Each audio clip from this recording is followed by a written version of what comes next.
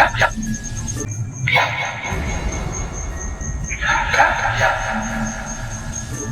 yan? Ayun o. Putol ng katawan ng tao mga lods. Ayan. Nakikita nyo. Ayan o.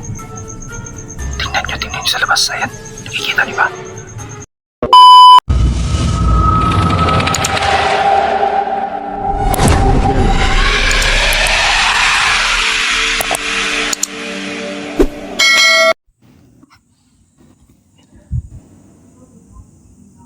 So, gumising ako mga idol kasi may kumalabog sa labas. Ginawa ko kagad tong cellphone natin para matingnan natin kung anong meron.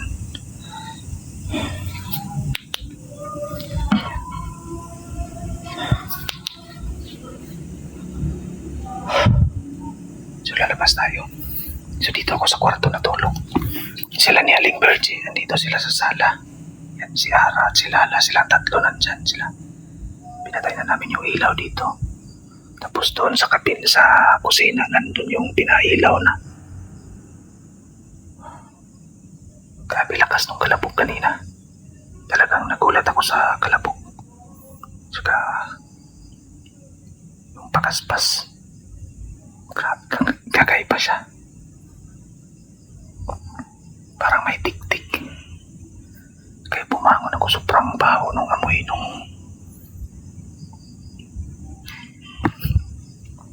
Ito yung kwarto ni Ara at Lala, pero dito sila sa sala natulog ngayon eh. Ayan. Diyan sila natutulog ngayon. Dito sa labas may ilaw din naman, pinalagyan ko ng ilaw. Check lang natin ha. Wala eh. Kakaiba yung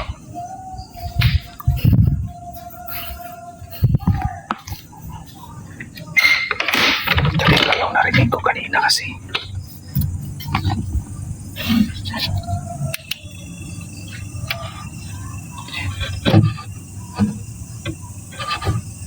wala naman tayo nakikita.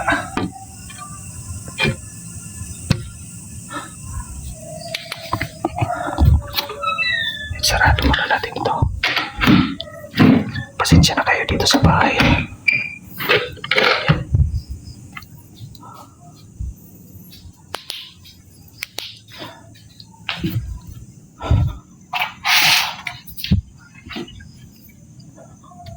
Ayan sila natutulog ko.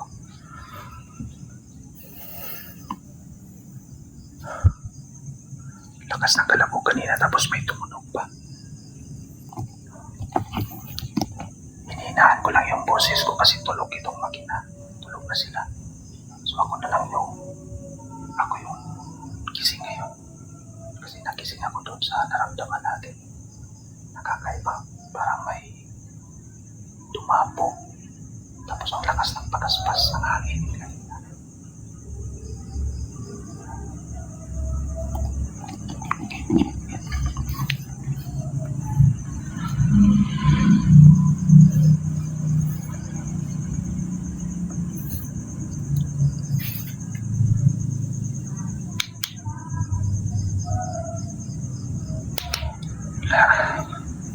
Dito tayo sa kabila.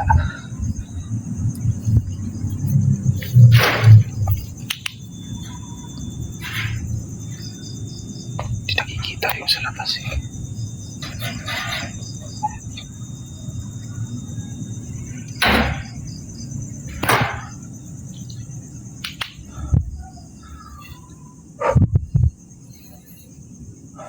Ano kaya yung kumalabog kanina?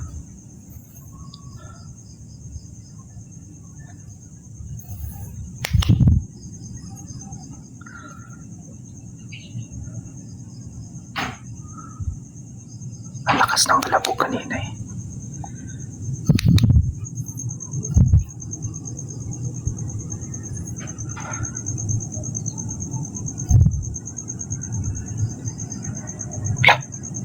La.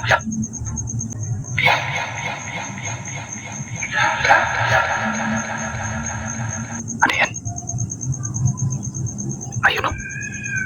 Putol ng katawan. Nakikita nyo? Ayan o. Tingnan nyo sa labas. Ayan. Nakikita nyo ba? Katawan ng tao yan. Kaya pala kanina ang lakas ng... Tingnan natin ng maayos. Ayun o. Yan. Diba? Ayun yung bituka o. May dugo-dugo pa. Kaya pala kakaiba yung amoy kasi may manananggal pala dito. Siya pala yung tumapo kanina. Sobrang dilim kasi sa labas eh. Yan, nakita niyo. Susunugin natin yan ngayon. Yari ka ngayon sa akin. Lalabas tayo. Ayan, ayun o. Anak ng pati dito sinusundan ako ha. Sinusundan ako na manananggal dito. Talagang dito pa sa harapan ng bahay o. Tingnan mo. Ayan o. Anak ng...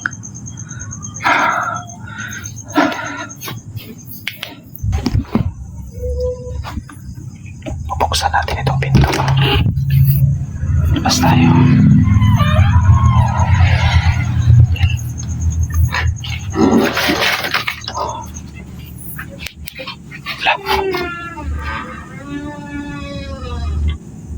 Wala.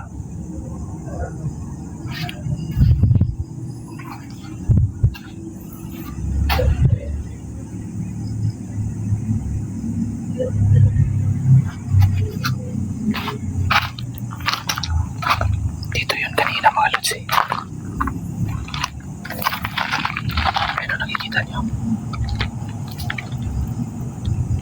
Nandito pa yung mga dugo eh. Nawala yung kaputol ng manananggal. Ayun. Itong ginamit nating ilaw nito sa cellphone lang ito na ilaw ha. Hinahawakan ko lang itong cellphone natin. Bigla lang tayo nagising kanina ito. Ito yung dugo papunta dito. Ayan. Hanggang dito yung patak ng dugo. Wala na dito eh. Ayan. Ayan.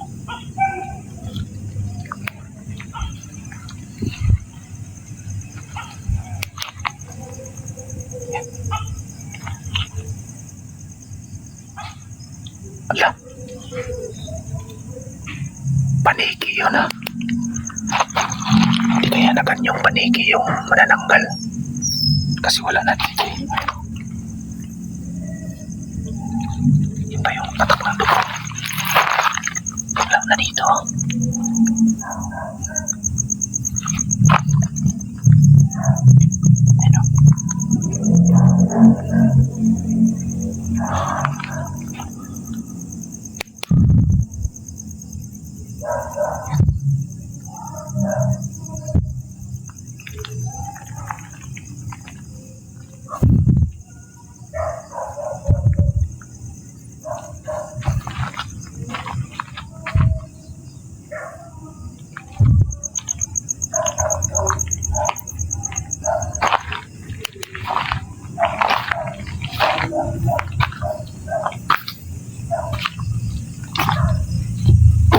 Tingnan natin dito ha. Yan, maliwanag naman dun eh.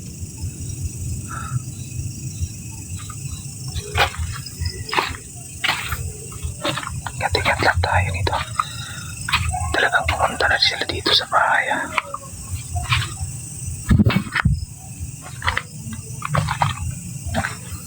Yan. Wala. Patong ilaw natin. Kumukura-kura pa.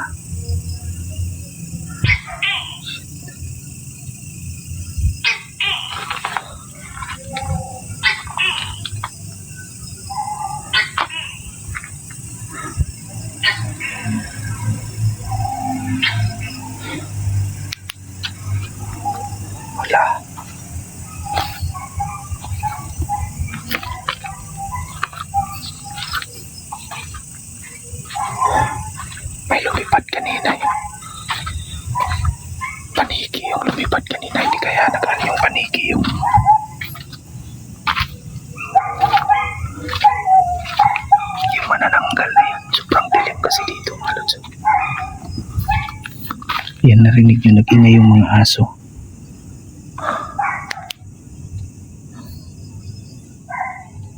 Itong flashlight natin kumukurap-kurap.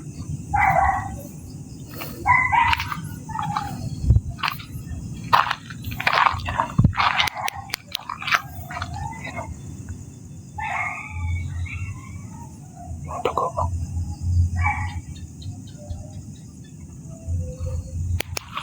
Nakikita nyo.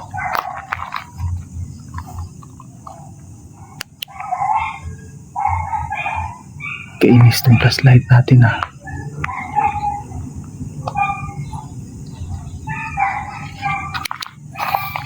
Priskong-prisko pa yung dugo mo ano siya.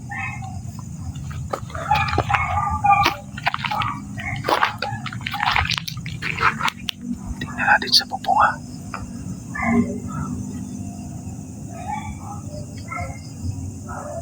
Kainis ka nga flashlight ka. Talagang kumukurap-kurap yung flashlight ko. Kaayusin ko lang tumalot sa.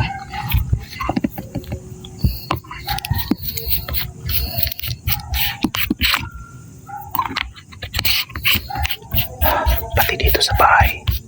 Talagang dito pa sa harapan ng bahay. Kaya pala ang lakas ng kalabog kanina. Narinig ko parang may pagaspas ng hangin kanina eh. Yun, ito na lang yung naiwan niya. Titingnan ko na sana eh. Kaso paglabas ko wala na. Nandiyan pa, ang bilis. Ang bilis nang nakaalis. Ang bilis nang nakatunog na palabas na ako ng bahay.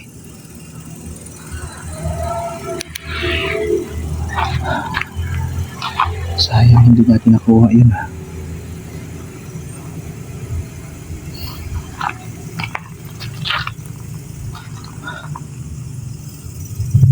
Kailangan akong pumasok.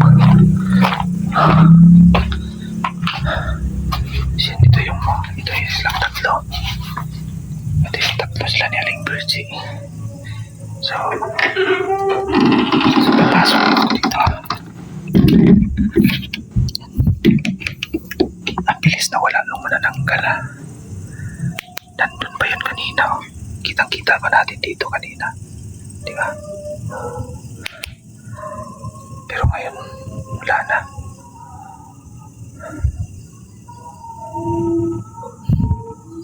Kinis ng flashlight ko. Talagang kumukurap-kurap yung flashlight natin.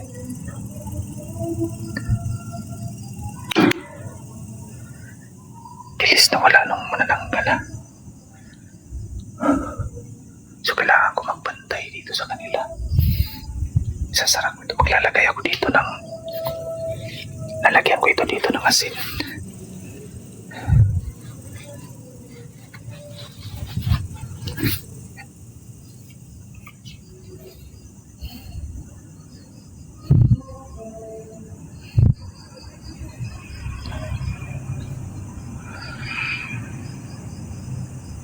Delikado pa kasi dito itong bahay na ito kasi open pa ito. Tingnan nyo. Pwede makalusot dyan eh. Pero maglalagay ako ng mga bakod ngayon dyan para hindi malusutan. Ang bilis na wala malus. Nakita nyo naman yung kaputol. Lalabas na sana ako para makuha ko yung kaputol na ipapasok ko sana dito sa loob ng bahay. Ang problema, ang bilis niyang nawala. Binuksan ko na yung pinto kasi nasa labas na ako. Nag-flashlight na ako, wala na. Hindi na natin nakita. Yung naiwan na lang doon, dugo na lang. Hindi ko na lang kinising yung makina kasi tulog na sila. Baka matakot din sila. Ang gagawin ko ngayon, magbabakot ako ng dasal sa kanila. Maglalagay ako dito ng mga pangontra. Dito sa mga bintana. Pati doon sa pinto, pati sa likuran, maglalagay ako ng mga bakot ngayon. Buti na lang dito ako natulog sa kanila.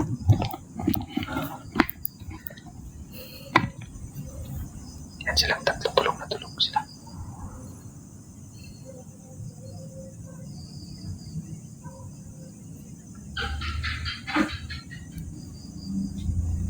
Hindi muna ako matutulog. Dito lang muna ako, uupo lang muna ako dito. So yun mga idol.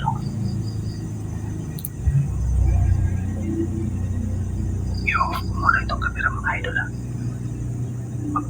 Kukuha lang ako ng mga gamit ko. Maglalatag ako ng dasal dito dito sa palibot ng bahay, dito sa loob mismo ng bahay.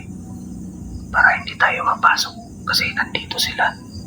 Sinusundan na nila ako dito. Alam na nila yung tinitirahan. Itong makina.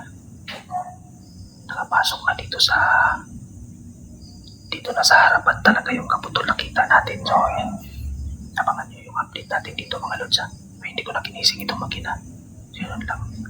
Ingat kayo palagi.